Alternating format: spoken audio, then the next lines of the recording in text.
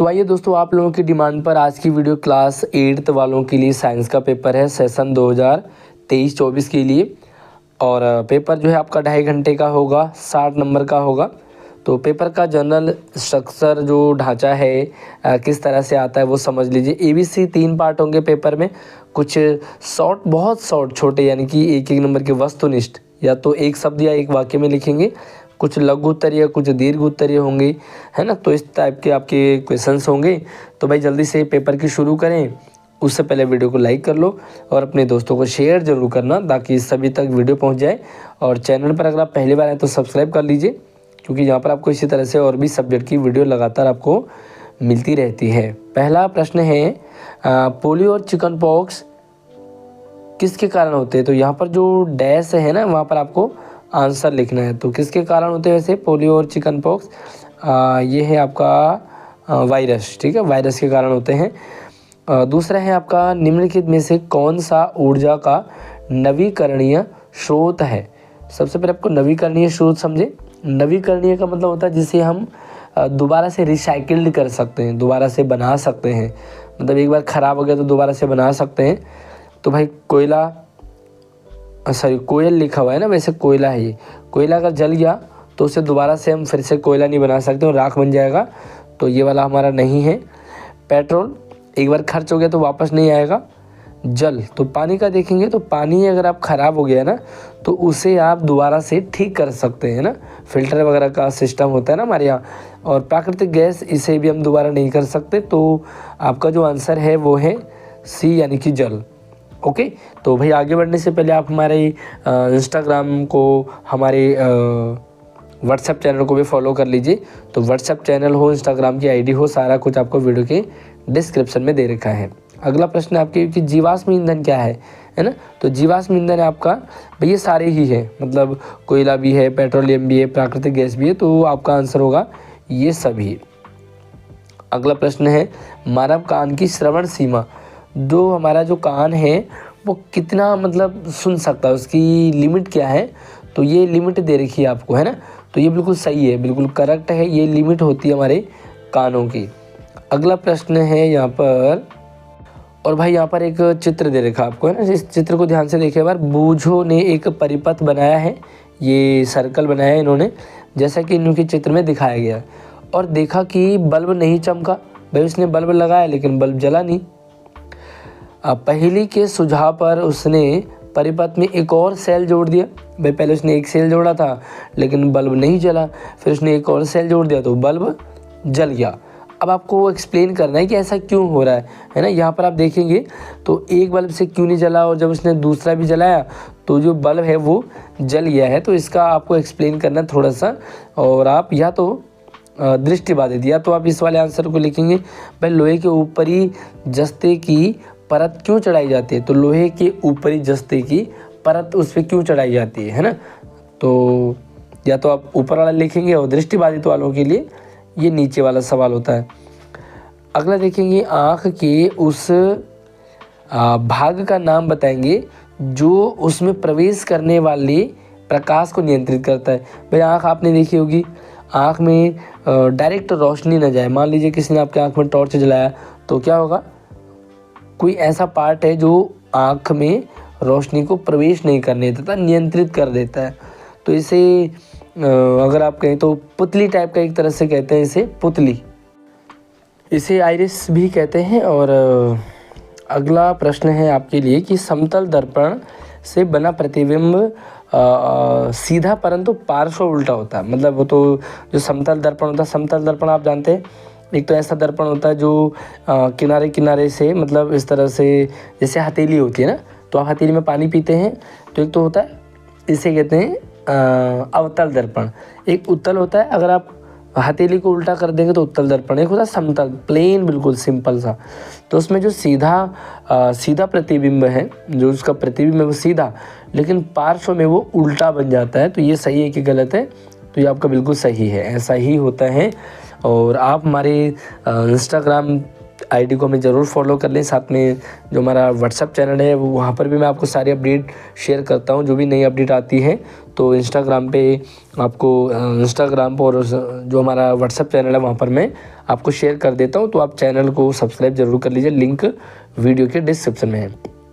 अगला सवाल है, सवाल पढ़ लेते हैं एक बार। एक टैडपोल डैश की प्रक्रिया द्वारा एक वयस्क मेंढक के रूप में विकसित होता है। तो किसकी प्रक्रिया है? तो भाई क्या है, एक टैडपोल जो है ना वो बाद में मेंढक बन जाता है। पहले टैडपोल होता है फिर बाद में मेंढक बनेगा। जैसे आपने देखा होगा इल्ली से तितली बनना, तो इसी तरह से टैडपोल से मेंढक बनता है। तो इस प्रक्रिया को कहते हैं कायांतरण। ठीक है, कायांतरण कहते हैं। और अगला है, जैविक कचरे को डैश बनाने के लिए विघटित किया जा सकता है जो मिट्टी की पोषक सामग्री को स्थायी रूप से बढ़ा सकता है। तो यहाँ पर आप लिखेंगे खाद। ठीक है, यह आंसर आएगा खाद। जैविक जो कचरे की को खाद बनाने के लिए, है ना। चलिए भाई, वीडियो लाइक नहीं किया तो ज़रूर वीडियो को लाइक कर लें और अपने दोस्तों को शेयर ज़रूर करें। किन्हीं दो खरीफ की फसलों के नाम। भाई खरीफ की फसल जैसे धान हो गया, आपका मक्का हो गया, आपका बाजरा हो गया। तो इस तरह से आप और भी मतलब लिख सकते हैं खरीफ की फसल। तो आपको खरीफ की फसल, एक रबी की फसल होती है जैसे गेहूं वगैरह, एक खरीफ की फसल होती है जो धान के साथ धान के सीज़न में होता है। तो आप मुझे कमेंट सेक्शन में ज़रूर बताएंगे धान के अलावा, मक्का के अलावा, बाजरा के अलावा आप और कौन कौन से खरीफ हैं, आप मुझे कमेंट सेक्शन में ज़रूर बताएं। अपना नाम और अपने स्कूल का नाम आप ज़रूर मेंशन करें कि आप कौन से स्कूल से इस वीडियो को देख रहे हैं। अगला सवाल है, वायुमंडलीय दाब को परिभाषित कीजिए। भाई वायुमंडलीय प्रेशर, एयर प्रेशर को आपको परिभाषित करना, एक्सप्लेन करना है क्या होता है एयर प्रेशर, वायु दाब, वायुमंडलीय दाब। ठीक है। वज़न बढ़ाने के लिए स्प्रिंग बैलेंस का उपयोग किया जाता है, तो ये बिल्कुल सही है।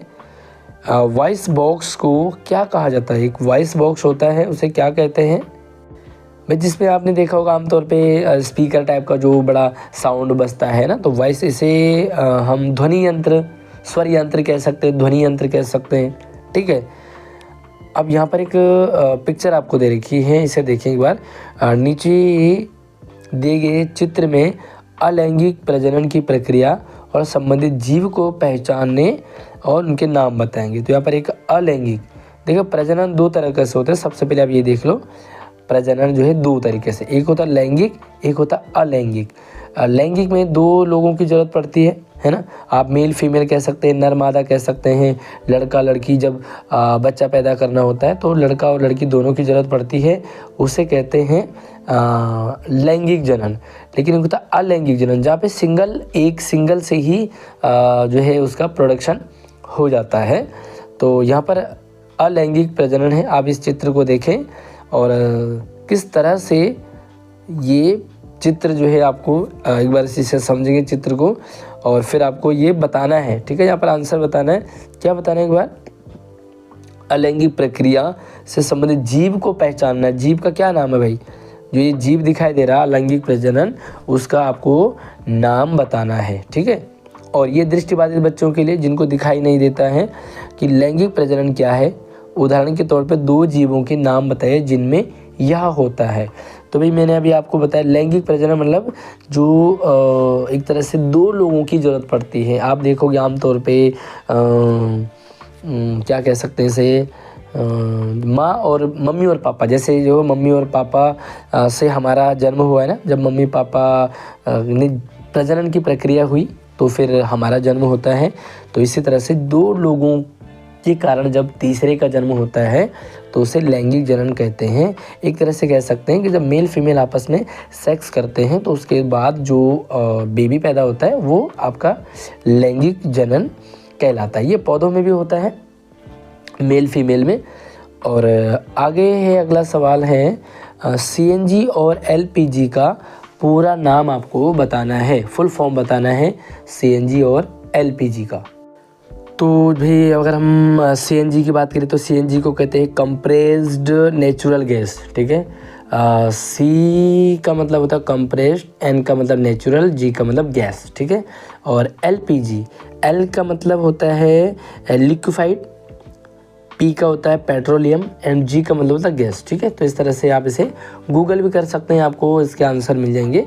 साथ में आपको बताना जीवाश्म ईंधन के कोई भी 2 एग्जाम्पल आप बताएंगे। भाई जीवाश्म ईंधन क्या होता है। अगला प्रश्न है, एक वस्तु 50 हर्ट्ज पर कंपन कर रही है, इसकी समयावधि क्या है। तो इसका टाइम पीरियड क्या है, आपको बताना है कि जो कोई वस्तु है वो 50 हर्ट्ज पर कोई कंपन करे, वाइब्रेशन कर रही है, तो इसकी समयावधि क्या होगी। आगे एक विद्युत परिपथ है, इसे देखो एक बार, लाइट का, ध्यान से देखें इसे। नीचे दिए गए परिपथों का ध्यानपूर्वक निरीक्षण करें। बल्ब किस परिपथ में चमकेगा। चित्र ए और बी, मतलब ये ए है, ये बी है, तो किस में बल्ब जलेगा। एक बार मैं इसे दोबारा से आपको दिखा देता हूँ किस में जलेगा। तो सिंपल सी बात है, ये आपको बल्ब जलाने के लिए किसकी ज़रूरत पड़ती है।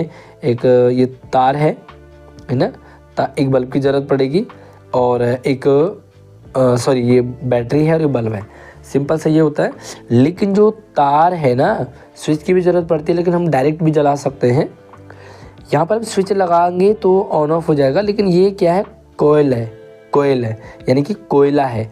मान लीजिए कोयला बीच में आ गया तो क्या लाइट जलेगी, है ना। आप यहाँ पे देखो, एक तार इधर से जा रही है और एक तार इधर से आ रही है, हमने बीच में कोयला लगा दिया, तो कोयला टच कर रहा है दोनों तारों को, लेकिन लाइट नहीं जलेगी। जहाँ तक हाँ बिल्कुल, कोयला जो है वो ऊष्मा का कुचालक तो है, लेकिन विद्युत का कुचालक है ना। ऊष्मा का सुचालक है, लेकिन विद्युत का कुचालक है। अब दूसरी पिक्चर देखो, ये यहाँ पे आप सेल देख रहे हैं, ये बल्ब है, बैटरी, और ये वायर है। अब यहाँ पर आप देखेंगे तो इन्होंने क्या कर रखा है, इसे किसी लोहे से जोड़ा, नेल है ना, ये लोहे की कील है। तो भाई कील क्योंकि लोहा है, लोहा सुचालक होता है, तो ये बल्ब जलेगा। अब यहाँ पर सवाल एक बार देखते हैं, सवाल में क्या लिखा कि कौन सा हाँ है कौन सा ना है। तो भाई सिंपल सी बात है, ये ना है और ये हाँ है। इस तरह से आप लिखेंगे, भाई ए वाला नहीं जलेगा, बी वाला जलेगा। अब इसी को दृष्टिबाधित बच्चों के लिए भी सवाल है, क्योंकि उनको दिखाई नहीं देगा तो वो पढ़ेंगे यहाँ पर। क्या है, अधिकांश तरल पदार्थ जो बिजली का संचयन करते हैं वे विलयन होते हैं। तो यहाँ पर आपको डैश दे रखे हैं, यहाँ पे आपको इन दोनों का आंसर बताना है। मतलब जो अधिकांश तरल पदार्थ होते हैं, तरल मतलब लिक्विड, जो लिक्विड पदार्थ होते हैं बिजली का संचालन करते हैं। भाई आपने देखा होगा पानी है ना, तो पानी बिजली का संचालन करती है, तो वे इन डैश में आपको आंसर देना, 2 आंसर। दूसरा, किसी विलयन के माध्यम से विद्युत धारा के प्रभावित होने से किसका प्रभाव उत्पन्न होता है। विद्युत धारा के प्रभाव होने से किसका प्रभाव होता है। अब आगे अगला सवाल है, भाई गति की 2 अवस्थाएं क्या हैं, वो आपको बतानी है। तो गति की 2 अवस्थाएं कौन सी होती हैं भाई, विराम अवस्था होगी, और दूसरा कौन सी अवस्था है, तो भाई आप मुझे कमेंट सेक्शन में इसका आंसर ज़रूर बताएंगे।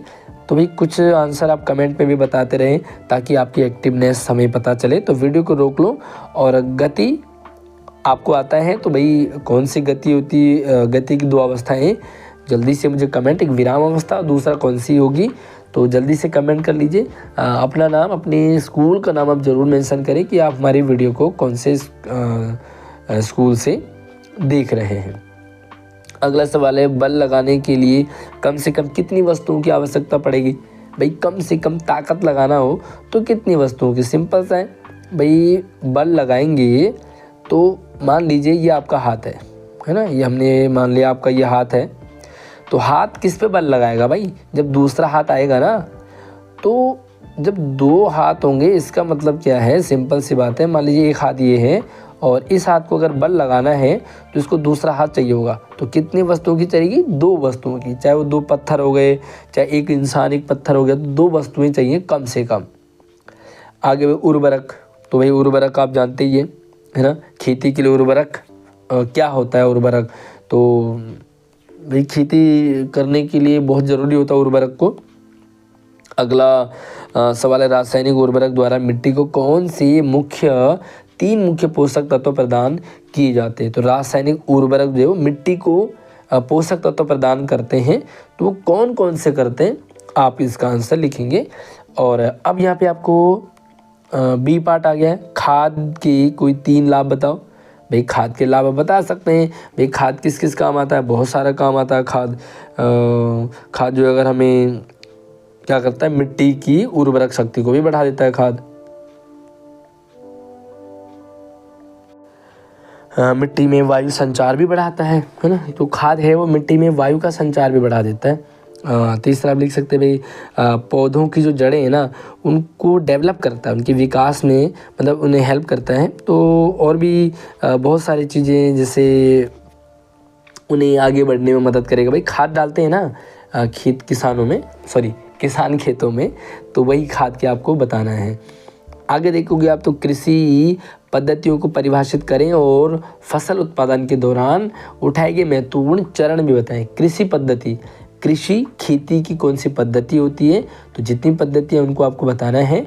और फसल उत्पादन के दौरान कौन कौन से कदम उठाए जाते हैं, है ना, कौन कौन से चरण होते हैं। भाई फसल उत्पादन करना तो पहले क्या करेंगे, फिर क्या करेंगे, फिर क्या करेंगे, है ना, निराई गुड़ाई, फसल बोना, सारी चीज़ें, कटाई वगैरह, तो आप पूरे चरण आप बताएंगे। और अब आपको यहाँ पर एक ये 2 कॉलम दे रखे हैं ए और बी। तो आपको क्या करना है, इन ए को बी से मिलान करना है, मतलब कौन सा आंसर किस पे फिट बैठता है। मान लीजिए जैसे भाई पेट्रोलियम को काला सोना कहते हैं, है ना, तो इस तरह से आपको ये एक दूसरे से मैच करना है। अगला देखोगे तो ये है आंसर आपका। प्रश्न है जब हम बोलते हैं तो क्या हमारे शरीर का कोई हिस्सा कंपन करता है, उस भाग का नाम बताइए। तो भाई जब हम बोलते हैं तो आप बोलो, अभी मैं भी बोल रहा हूँ जैसे, तो कंपन कौन करेगा, गले में, देखो है ना, तो गले में कंपन होता है। तो इस गले, उस भाग का क्या नाम है, गले का नाम। तो गले को साइंस में क्या कहते हैं वो आप नाम लिखेंगे। क्या लिखेंगे, इसे कहते हैं वाक तंतु। अगला सवाल बहुत ही इंटरेस्टिंग सा है। अनिल ने रात में अपने घर से कुछ दूरी पर एक पटाखा फूटते देखा। एक अनिल लड़का है, दूर उसने दिवाली वगैरह हो रही होगी तो पटाखा फूटते हुए देखा। पटाखा फूटता देख थोड़ी देर बाद उसे पटाखे की आवाज़ सुनाई दी। मतलब उसने दूर देखा, मान लीजिए यहाँ पे देखो, ये अनिल यहाँ खड़ा है, उसने पटाखा यहाँ फूटा, ठीक है, लेकिन अभी आवाज़ आई, एक लाइट सी जली, लेकिन इसके पास आवाज़ आते हुए टाइम लगा हुआ। क्या लिख रहे हैं, तो कुछ देर बाद आवाज़ सुनाई दी। तो ध्वनि सुनने में देरी का कारण क्या है। भाई यहाँ पे लाइट जली तो तुरंत लाइट जल गई, लेकिन जो यहाँ आवाज़ आएगी पट से, वो अनिल के पास आने में से टाइम लगा। तो भाई इस टाइम का आपको बताना कि रीज़न क्या है ना। तो भाई ध्वनि का भी एक लॉजिक होता है ना, सिस्टम है, तो उसी सिस्टम को आपको बताना है। 2 संगीत वाद्य यंत्रों के नाम बताने हैं जो तारों को हिला करके ध्वनि उत्पन्न करते हैं। तो भाई सिंपल सा सवाल है, नहीं तो जानते हो, ध्वनि संगीत, सितार आप लिख सकते हैं क्योंकि इसमें तारों को हिलाया जाता है। तो एक तो आप सितार कह सकते हैं, हारमोनियम में भी भाई तार होते हैं, उसके अंदर होते हैं, तो इस तरह से आप लिख सकते हैं। और अगला सवाल यह तो अथवा में है, संगीत में ध्वनि और शोर के बीच में क्या अंतर है। भाई वाह, क्या सवाल है। संगीत में ध्वनि, मज़ा आ रहा है, शास्त्रीय संगीत सुन रहे हैं आप, बड़ा मज़ा आ रहा है। धीरे धीरे से मेरी ज़िंदगी में आना, धीरे धीरे से, है ना, तो ये है संगीत में ध्वनि। और एक शोर है, भाई बड़ा शोर हो रहा हो क्लास में, आपकी क्लास में बड़ा शोर हो रहा है, आपका सर दर्द हो जाए, तो भाई अंतर तो है ना, शोर ने आपको सर दर्द कर दिया, लेकिन संगीत में ध्वनि ने आपका सर दर्द गायब कर दिया। तो ये अंतर आप बताएंगे, और एक प्यारा सा अंतर आप मुझे भी कमेंट सेक्शन में बताइए कि शोर और संगीत में ध्वनि में क्या अंतर है। बढ़िया सा कमेंट आप ज़रूर करें। अपना नाम, अपने स्कूल का नाम मेंशन करना बिल्कुल ना भूलें। आप हमें इंस्टाग्राम पे ज़रूर फॉलो कर लीजिए, साथ में हमें व्हाट्सएप चैनल को भी ज्वाइन कर लीजिए, क्योंकि सारी अपडेट आपको वहाँ पर मैं शेयर करता रहता हूँ। इसी के अलावा और सब्जेक्ट के भी पेपर हमने डाल दिए हैं अपने व्हाट्सएप चैनल पे भी, और आप इसी वीडियो के डिस्क्रिप्शन से भी आप वहाँ से चेक कर सकते हैं अपने दूसरे सब्जेक्ट के पेपर। यहाँ पर क्या है भाई, कुएं से पानी निकालने के लिए हमें रस्सी पर लगाना पड़ता है। तो क्या लगाना पड़ता है भाई रस्सी पर, अगर आप कुएं से पानी निकालोगे तो रस्सी पर घर्षण बल लगाओगे, है ना। एक आवेशित पिंड उसकी ओर एक अनावेशित पिंड को क्या करता है, तो यहाँ पर आप लिखेंगे आकर्षित। आकर्षित का मतलब होता है अपनी ओर खींचना, है ना। जैसे आपने चुंबक देखा होगा, एक चुंबक होता है अपनी तरफ खींचता है और एक चुंबक जो है वो दूर भगाता है ना। इसी तरह से भरी हुई ट्रॉली को स्थानांतरित करने के लिए हमें उसको क्या करना होगा। भाई कोई ट्रॉली भरी है, आपने उसे स्थानांतरित किया, मतलब एक जगह से दूसरी जगह, तो क्या करोगे आप, वहन करोगे, क्या करोगे, तो आप लिखेंगे अथवा में लिखो। हाँ, सही आंसर, सवाल आ गया ना। एक चुंबक का उत्तरी ध्रुव किसी दूसरे चुंबक के उत्तरी ध्रुव को क्या करता है, हाँ, ये करेगा प्रतिकर्षित, है ना। तो ये भाई धकेलता है। आपने देखा होगा चुंबक के दो सिरे होते हैं, अगर एक तरफ चुंबक चिपकता है आपस में, लेकिन दूसरी तरफ वो चुंबक एक दूसरे को धकेलता है, ठीक है। तो ये आप लिखेंगे यहाँ पर, ये धकेलने वाला होगा, प्रतिकर्षित होगा। सूक्ष्म जीवों का उपयोग करने के लिए, यस एक बार देखें, यस अब देखें, सूक्ष्म जीवों का उपयोग विभिन्न प्रयोजनों के लिए किया जाता है। इनका उपयोग दही, ब्रेड और केक बनाने, अल्कोहल बनाने, पर्यावरण की सफाई करने, दवाई बनाने और नाइट्रोजन स्थिरीकरण करके मिट्टी की उर्वरता बढ़ाने, पनीर, अचार और कई अन्य खाद्य पदार्थ बनाने में किया जाता है, ठीक है। किसका, सूक्ष्म जीवों का उपयोग। अब यहाँ पे कुछ सवाल है आपके लिए। भाई किण्वन की प्रक्रिया में शर्करा को डैश में परिवर्तित किया जाता है, तो यहाँ पर आपका ये अल्कोहल है, ठीक है। इसका आंसर अल्कोहल होगा। अगला देखो, उस जीवाणु का नाम बताइए जो दूध में मिलाने पर उसमें वृद्धि कर देता है। भाई है ना, कोई जीवाणु है, जैसे आप दूध में मिलाओगे तो दूध में वृद्धि कर देता है और दूध को दही में भी बदल देता है। तो क्या है भाई, ये लेक्टोबेसिस। अगला यस 1857 में फ्रांसीसी रसायनज्ञ लुई पास्चर ने डैश प्रक्रिया की खोज की। तो भाई लुई पास्चर ने ही खोज की थी किण्वन की, ठीक है। इसका पहला आंसर करेक्ट है।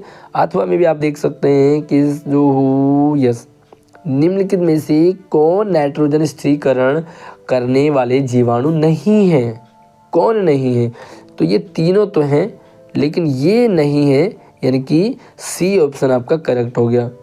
अब आपको यस यहाँ पे देखें, विद्युत परिपथ निरंतर बंद पथ है जिसके साथ विद्युत धारा बैटरी के धनात्मक टर्मिनल से ऋणात्मक टर्मिनल तक प्रभावित होती है। दोबारा सुनो, विद्युत परिपथ आप देखते हैं किस तरह से एक बैटरी है और बैटरी से किस तरह से एक तरफ प्लस होगा, एक तरफ माइनस होगा। तो यहाँ से इधर बिजली आ रही है, इधर बल्ब लगा हुआ है, इधर स्विच लगा हुआ है ना। तो निरंतर बंद पथ है जिसके द्वारा विद्युत धारा बैटरी के धनात्मक टर्मिनल से ऋणात्मक टर्मिनल तक प्रभावित होती है। विद्युत परिपथ में एक शेल या बैटरी, कनेक्टिंग तार, एक बल्ब और एक स्विच होता है, ठीक है। तो अब यहाँ पर सवाल आपके लिए है कि कौन सा उपकरण बैटरी का उपयोग करता है, कौन सा उपकरण बैटरी का उपयोग करता है। तो भाई बैटरी का उपयोग टॉर्च में भी करेगा, ट्रांजिस्टर में भी करेगा, टीवी रिमोट कंट्रोल में बैटरी होती है। तो आपका आंसर हो गया ये सभी। किस उपकरण में शेलों की व्यवस्था होती है, भाई कोई उपकरण है उसमें शेल लगे हुए हैं, तो ये है सेल की व्यवस्था कैसे होती है। कोई उपकरण होता है आपके घर में रिमोट कंट्रोल है, तो रिमोट कंट्रोल में शेल कैसे लगे होते हैं, एक के बाद एक, है ना। रिमोट कंट्रोल हो गया या कोई आपकी गाड़ी वगैरह हो गई, रिमोट कंट्रोलिंग गाड़ी हो गई, तो सेल कैसे लगे होते हैं, एक बार मैं आपको दिखाता हूँ। ये देखिए, ये सेल है, तो दूसरे सेल कहाँ लगेगा, ऐसे लगेगा, है ना। यानी कि एक दूसरे को टच करता हुआ, फिर एक इधर लगेगा, इस तरह से एक के बाद एक। वैसे आमतौर पे कुछ तो भाई अगल बगल में भी होते हैं, आजकल बहुत सारे अगल बगल में भी लगने लगे। लेकिन अब अगल बगल में भी अगर लग रहा हो तो मान लीजिए एक बैटरी इधर है, दूसरी बैटरी इधर है, और आप देखोगे कि यहाँ इसका प्लस इसके माइनस से टकरा रहा है, तो हम फिर से इसे कह सकते हैं भाई ये एक के बाद एक है, यानी कि ये इसके बाद है। किसी विद्युत परिपथ में बल्ब तभी चमकता है जब स्विच में जब ऑन और स्विच तभी चमकेगा ना, भाई मान लीजिए स्विच ऑफ है तो आप अपने घरों में देखोगे बल्ब नहीं जलेगा, तो विद्युत परिपथ में बल्ब तभी चमकेगा जब स्विच ऑन होगा। अथवा में देखो, जब स्विच ऑन स्थिति में होता है तो विद्युत परिपथ कहा जाता है क्या? खुला। जब स्विच ऑन होगा तो विद्युत परिपथ खुला होगा, और जब स्विच ऑफ हो जाएगा तो विद्युत परिपथ जो रास्ता है वो बंद हो जाएगा। आगे देखेंगे, और यहाँ पर एक जब प्रकाश किसी अपारदर्शी ठोस वस्तु तक पहुँचता है तो प्रकाश को उस वस्तु के माध्यम से उसके पार जाने से रोका जाता है। दोबारा से देख लो एक बार, क्या है? जब प्रकाश किसी अपारदर्शी ठोस वस्तु तक पहुंचा, अपारदर्शी है, ठीक है, पारदर्शी नहीं है, मतलब पत्थर है, जैसे पत्थर है या कोई लकड़ी है, शीशा तो पारदर्शी होता है, तो प्रकाश को उस वस्तु के माध्यम से उसके पार जाने से रोका जाता है। आप कांच में प्रकाश डालेंगे तो पार चला जाता है ना, पार चला जाता है, लेकिन अपारदर्शी में नहीं जाता, जिससे दूसरी तरफ अंधेरे का क्षेत्र एक छाया रह जाता है। यदि कोई वस्तु पारदर्शी है तो प्रकाश उससे गुजर जाता है, यदि वस्तु चमकदार है तो प्रकाश उससे अलग दिशा में परावर्तित हो जाता है। ठीक से समझो एक बार, ये अपारदर्शी है, यहाँ से प्रकाश इधर से आया और ये इधर नहीं गया, ठीक है। दूसरा देखें, दूसरा यहाँ पे मैं बना देता हूँ एक बार इसे, यहाँ पे आप देखो, ये है आपका, यहाँ से लाइट आई, ये है आपका अपारदर्शी, तो लाइट यहाँ नहीं जाएगी। दूसरी कंडीशन है यहाँ पर ये, और यहाँ से आपने लाइट जलाई, लेकिन ये पारदर्शी है तो लाइट यहाँ आ जाएगी। तीसरी कंडीशन क्या होती है, वो होती है चमकदार। मान लीजिए शीशा है, शीशा है ये, आपने यहाँ से लाइट दी तो शीशा जो है इधर कर देता उसे, मतलब वो न रोकता है न ही पार जाने देता, वो दूसरी दिशा में उसे बदल देता है। अब यहाँ पे सवाल देखो, निम्नलिखित में से कौन सा प्रकाश का प्राकृतिक स्रोत है? प्रकाश का प्राकृतिक स्रोत भाई रवि है ना, जिसका अपना प्रकाश है, अपना प्रकाश प्राकृतिक स्रोत रवि है। चंद्रमा भी दूसरे के कारण चमकता है, ट्यूबलाइट भी भाई जब तक उस पर एनर्जी ना लगे, बल्ब ना लगे, या बिजली का बल्ब विषय में ना, वह वस्तु जिसका अपना प्रकाश नहीं है, अपना प्रकाश नहीं है। चमकता हुआ दर्पण, चमकता हुआ दर्पण की अपना प्रकाश नहीं होगा ना भाई। देखो आप इसे, सिंपल सी बात है, प्रकाश वाला बल्ब है वो अंधेरे में चमकेगा, सितारा अंधेरे में चमकेगा, जलती माचिस की तिली भी अंधेरे में चमकेगी, लेकिन चमकता हुआ दर्पण वो अंधेरे में नहीं चमकेगा जब तक उस पर लाइट ना डालें किसी तरह से। आगे देखो, तारे होते हैं, तो तारे तो आपके भाई दीप्त होते हैं, यानी कि जलते हुए। अथवा में एक टॉर्च क्या है, तो भाई टॉर्च क्या है? आपका दीप्त है, टॉर्च से लाइट जलेगी। दूसरा, अब आगे सवाल है आपके, यस, ये नीचे मानव नर जननांग का एक नामांकित चित्र दिया गया है। ये मानव का जननांग है, मतलब ये लैंगिक प्रजनन है, मतलब सेक्स प्रोडक्शन है। तो आप ये देख सकते हैं, इसे देखें आप, इसमें क्या है, शुक्राणु नलिका है, यहाँ से शुक्राणु बनते हैं, ये वीर्य वगैरह बनता है, ये शिश्न हो गया, यानी कि इसे, इस पार्ट को क्या कहते हैं, शिश्न कहते हैं। और यस, ये आपका हो गया वृषण, ठीक है, वृषण जो अंडकोश होते हैं उसे वृषण कहते हैं। तो ये माधव नर है, जो मेल जो होते हैं, जो होते हैं, उनका ये सिस्टम होता है। अब सवाल यहाँ पर है कि नर प्रजनन कोशिका कहलाती है। भाई नर प्रजनन जनन कोशिका कौन सी होती है? जो नर जो है बच्चा पैदा करने में सक्षम होते हैं तो अंडाणु से होते हैं, क्योंकि अंडाणु ही वीर्य बनाते हैं, और जब वीर्य जो है वो लिंग के माध्यम से जाता है महिला के, फीमेल के योनि में, तो फिर प्रजनन होता है, ठीक है। तो कोशिका होगी अंडाणु। मादा जनन प्रजनन कोशिका, तो भाई मादा जो मादा है, सॉरी मादा नहीं मादा, तो जो मादा जनन प्रजनन कोशिका है वो डिम्ब है, ठीक है, यानी कि जब मेल जो है फीमेल तक अपना जो वृषण जो शिश्न के माध्यम से, लिंग के माध्यम से, तो वो महिला के डिम्ब में प्रजनन प्रक्रिया होती है कोशिका। शुक्राणु की वृद्धि एवं जनन होता है। तो शुक्राणु जो बनते हैं वो वृषण में बनते हैं, यानी कि जो अंडकोश में जो शुक्राणु होते हैं वो अंडकोश में बनते हैं और उसी में वृद्धि होती है ना। आगे या तो अथवा में देखो आप, शुक्राणु वृषण से मूत्र मार्ग तक यात्रा करते हैं। जो शुक्राणु होते हैं, शुक्राणु कह सकते हैं हम, जो वीर्य होता है वो शुक्राणु नलिका, अभी मैंने आपको बताया कि जो शुक्राणु नलिका है वो ये जो वीर्य है वो इस तरह से जाता है। कैसे देखो, एक बार इस पिक्चर को देखो, जो वृषण में बनेगा आपका वीर्य बनेगा और यहाँ से जो है ये इस दर से और फिर यहाँ से जो शिश्न यानी कि जो लिंग होता है इसके माध्यम से वो महिला के जो फीमेल है उसके योनि में जाता है और ये प्रक्रिया जो है एक तरह से प्रजनन की प्रक्रिया है। आगे देखो, यस, और ये दृष्टिबाधित बच्चों के लिए जिनको दिखाई नहीं देता है उनके लिए देखिए एक बार इसे भी, प्रजनन पहले से मौजूद व्यक्तियों के नए व्यक्तियों का निर्माण है। मतलब प्रजनन का मतलब होता है कि भाई दो व्यक्तियों के बाद तीसरे का निर्माण होना, नए व्यक्ति का निर्माण होना।